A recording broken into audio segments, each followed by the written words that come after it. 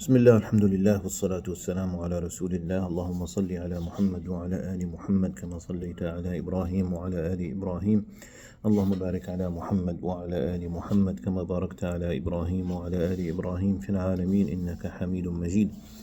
Inshallah ta'ala, we are going to continue from where we left off, talking about the different sects in Islam and how they came to appear, how they all started, and this issue which we have to deal with on daily basis, having different sects in Islam, each one claiming to be the right one. And the hadith of the Prophet sallallahu alaihi wasallam telling us that the Muslims will be divided into 73 groups, and then the rest of the hadith is a little bit of less authenticity, but it's okay, and it's acceptable. One of them will enter Jannah. So we started talking about Shiaa, and in the last video which we had a while ago, we were talking about the death of al-Hussein radiyallahu anh, and this tragedy, no doubt, and something that is very painful and sad in the Islamic history, which happened. After that, Abdullah ibn Zubayr became the Calipha, and everywhere in the Islamic world, all the different countries came accepting that decision, except for al-Sham. So Iraq, Egypt, Hijaz, everywhere in the Muslim country, they all came to give him al-Bay'ah, the pledge of allegiance. And except for al-Sham, Marwan ibn al-Hakam refused, and he declared himself to be Khalifa, but he was Khalifa only over al-Sham. He only ruled over this country, and the rest of the Muslim world was under Abdullah ibn Zubayr radiyallahu anhu. Abdullah ibn Zubayr ruled for 9 years, until Marwan ibn al-Hakam died, and his son al-Malik ibn Marwan became the one in charge of al-Sham. And subhanallah, greed, we're not going to judge anyone. Allah subhanahu wa ta'ala will judge everyone. But al-Malik ibn Marwan wasn't satisfied that he was in charge only of al-Sham. He wanted to be the Khalifa. He wanted to rule over the whole Muslim world. So he started by Egypt. By force, he took Egypt, and then by force, he took Iraq. Now he has Iraq and Egypt under his command. He finally sent his army, as we know, by the leadership of al-Hajjaj ibn Yusuf al-Thaqafi, who killed Abdullah ibn Zubayr radiyallahu anh, and he threw rocks using catapults towards the Kaba. He did terrible things. Al-Hajjaj ibn Yusuf al-Thaqafi did a lot of terrible things, and we're not going to talk about him now. It's not our topic. We did talk about him, his biography, in some other area.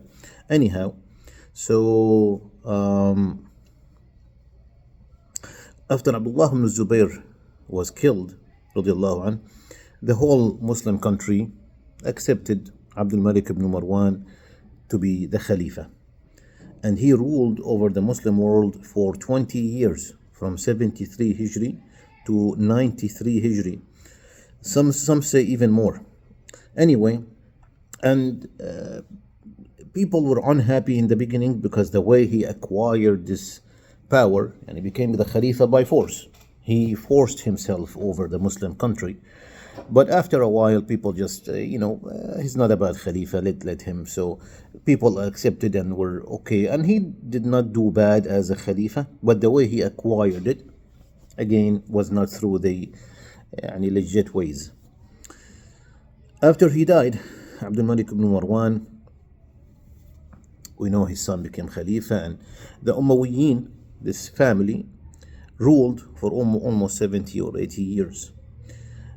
We are now talking about almost 140 of Hijri, and until this point there is no such thing as Shi'a, by the way. This sect that is called Shi'a, according to what we know today, did not exist. And we are almost 150 years after Hijrah. So the Umayyad left, the Abbasiyin came, Abu al-Abbas al-Saffah, and then Abu Ja'far al-Mansur, and Harun al-Rashid, and all these Khulafa. Some of them were good, some of them were not. Even all these years passed, and there is no such thing as Shi'a up to that point. There were some people, especially in Iraq at that time, who used to talk about the love of the family of Prophet Muhammad ﷺ and the love of Ali, but not to the extent of saying bad things about the other companions or Abu Bakr or Umar or anything like that. Like, they loved Abu Bakr and Umar. They were Sunnis just like everybody else, except that they used to give more attention and more love to the family of Prophet Muhammad ﷺ. But none of them said any time that you are Shia and you are Sunnis, or this division which we have today. That did not happen, and we are again talking about almost 200 years after Hijrah. No such thing as Shia.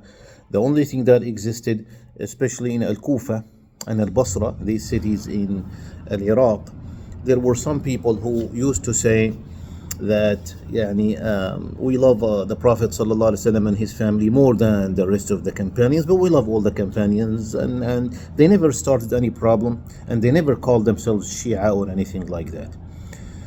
Now, some people will come after that, and they will take advantage of those people.